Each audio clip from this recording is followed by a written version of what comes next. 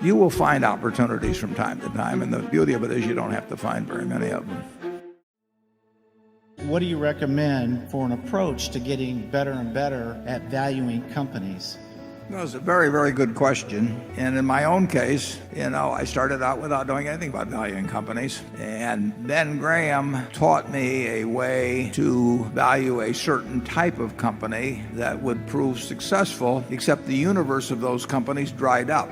It was almost a guarantee against failure, but it was not a guarantee that these things would continue to be available. Charlie taught me a lot about the value of a durable competitive advantage and a really first-class business. But over time, I've learned more about various types of businesses. But you'd be amazed how many businesses I don't know that I understand well. The biggest thing is not how big your circle of competence is, but knowing where the perimeter is.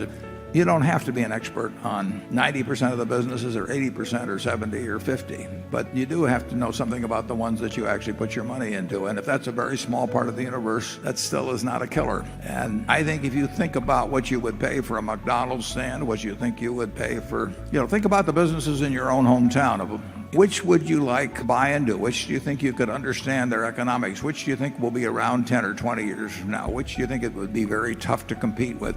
Just keep asking yourself questions about businesses. Talk with other people about them. You will extend your knowledge over time. And always remember that margin of safety. And I think you basically have the right attitude because you recognize your limitations, and that's enormously important in this business.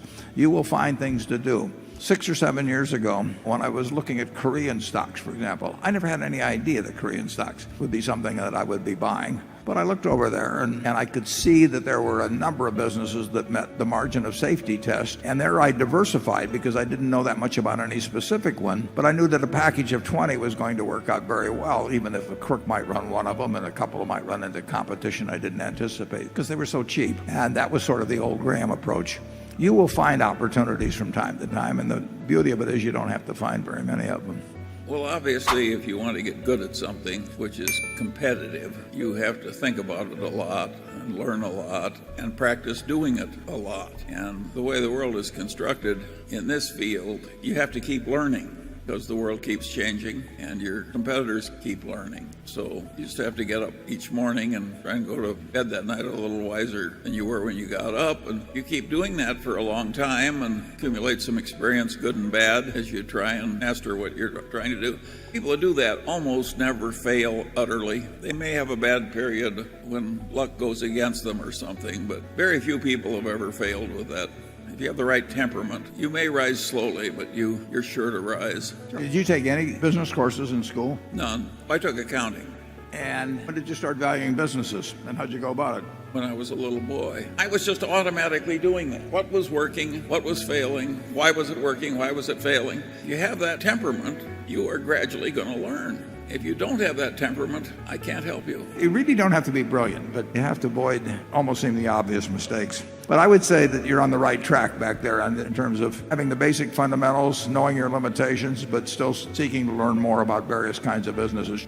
What business has had the best return on capital for Berkshire, and what business of any on earth has had the best return on capital? There's two ways of looking at it. If you talk about the capital necessary to run the business as opposed to what we might have paid for the business. I mean, if we buy a wonderful business, you could run the Coca-Cola company, assuming you had the bottling systems ever, you could run it with no capital. Now, if you buy it for $100 billion, I mean, you can look at that as your capital or you can look at the basic capital. When we look at what's a good business, we're defining it in terms of the capital actually needed in the business. Whether it's a good investment for us depends on how much we pay for that in the end. There are a number of businesses that operate on negative capital. Any of the great magazines operate with negative capital. I mean, the subscribers pay in advance. There are no fixed assets to speak of, and the receivables are not that much. The inventory is nothing. So magazine business, my guess is that People magazine operates, or Sports Illustrated operate with negative capital, and particularly People make a lot of money. Apple doesn't need that much capital. The best ones, of course, are the ones that get very large while needing no capital. See's is a wonderful business, needs very little capital, but we can't get people eating 10 pounds of boxed chocolates every day.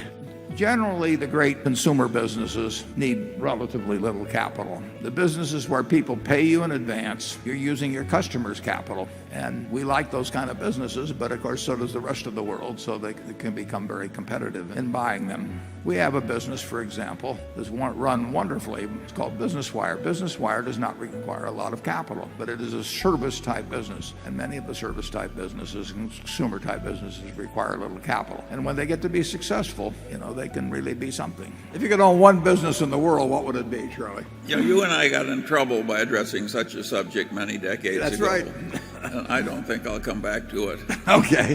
If you name some business that has incredible pricing power, you're talking about a business that's a monopoly or a near monopoly, and I don't think it's very smart for us to sit up here naming as our most admired business as something that other people regard as a monopoly. Okay. Well.